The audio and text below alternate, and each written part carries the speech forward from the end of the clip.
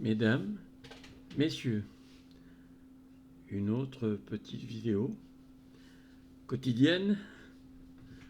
Aujourd'hui, nous allons parler de la famille. Les fermes de la vie ne recrutent pas d'individus, elles recrutent des familles. Pour plein de raisons, ça prendrait des heures à expliquer toutes ces raisons et leurs imbrications. Mais demain, en gros, on peut dire que demain, dans les années qui viennent, les événements vont faire que beaucoup de personnes vont disparaître. Alors, sauf les personnes qui sont dans des structures capables de les faire vivre. Les faire vivre, ça veut dire les faire passer la période de l'effondrement et les faire passer de l'autre côté dans de bonnes conditions, dans des conditions où on peut vivre. C'est très important, cette notion de famille, parce que on va vivre des moments difficiles et les gens qui vivent ensemble, c'est ça une famille, hein, des gens qui vivent ensemble, sont évidemment mieux armés pour résister à tous les problèmes. Et là, je ne pense pas simplement aux problèmes extérieurs, hein. Il y a aussi les problèmes intérieurs. Vous allez vous retrouver tout à coup sans télévision, sans téléphone portable, sans réseau internet, sans ordinateur. Voilà. Les seules explorations extérieures que vous pourrez vivre, c'est avec d'autres personnes. Alors on ne sait plus très bien faire ça, mais vous allez réapprendre vite fait, il n'y a aucun problème. On n'a pas oublié ça. L'humain est un animal grégaire qui a besoin des autres pour vivre. Et ce n'est que parce que ces moyens artificiels nous occupent le cerveau que nous pouvons vivre, mais en réalité, nous avons besoin d'échanger, de dialoguer, de rire, de chanter, de danser avec d'autres. C'est fondamental. N'oubliez pas qu'il faut faire des enfants. Voilà. Donc, en fait, les fermes de la vie, ça s'occupe de la vie. De la vie. Hein. On ne fait pas du jardinage, on ne vit pas dans un écolieu, soi-disant pour préserver la nature. Non, nous, on vit.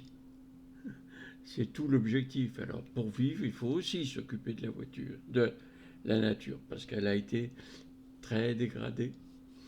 Et il faut essayer de la restaurer là où on peut, avec des moyens qui seront très limités, mais qui pourront être très puissants. Hein. Imaginez, on a besoin d'eau. Il faut empêcher l'eau de couler comme ça, de partir tout de suite à la mer, hein, de disparaître de là où on est.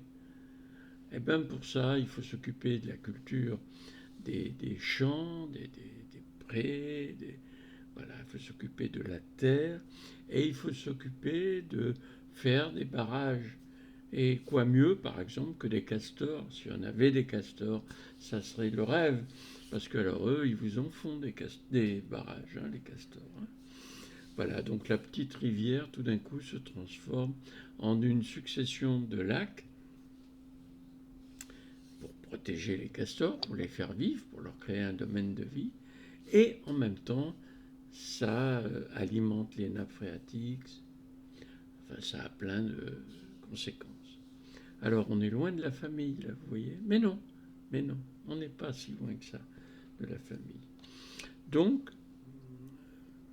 c'est votre vie. Hein. Vous avez une vie dans la famille et en même temps une vie sociale. Il faut travailler, pas trop, 6 heures par jour sur 5 jours. Mais par contre, s'il y a un coup de bourre pour aller ramasser les carottes, je dis toujours les carottes, il n'y a pas de coup de bourre pour les carottes, mais par exemple, faucher le blé, et voilà, parce qu'il va pleuvoir, alors là, tout le monde y va, quoi, hein. Il n'y a pas de... à part les infirmières, à part peut-être quelques aides-soignantes, tout le monde se précipite pour faire ce qu'il faut pour préserver une récolte. Parce qu'elle sera précieuse, la récolte, hein. Voilà, donc la famille, c'est extrêmement important. Une première personne décide qu'elle veut préserver sa famille et que les fermes de la vie sont une bonne solution.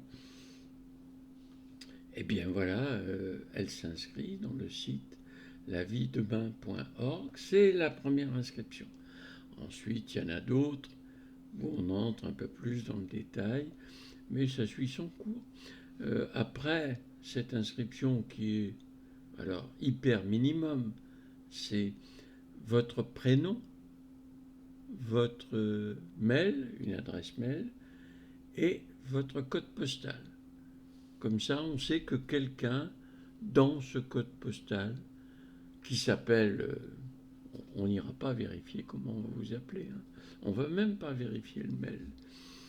Vous voyez, si vous nous donnez un faux mail, soit volontairement, soit en vous trompant, eh bien vous ne serez pas inscrit, vous ne recevrez aucune des informations qui après vont vous permettre de comprendre plus et de continuer la vie dans les fermes de la vie.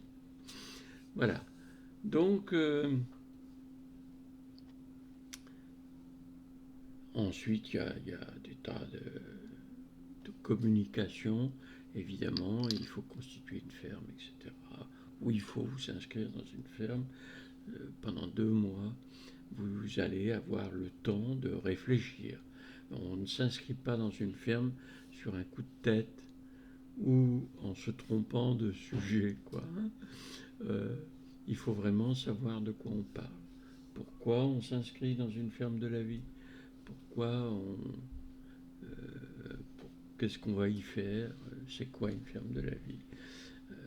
Quelle sera votre vie dans le futur? Nous, on sait, on n'a pas de boule de cristal, mais on sait bien ce qui va vous arriver. Donc, il faut petit à petit que vous appréhendiez ça et que vous l'intégriez dans votre façon de vivre, hein? Voilà. Donc, la famille, c'est très très important. Et c'est ce qui constitue le cœur de la vie et des fermes de la vie. Voilà, laviedemain.org et c'est parti.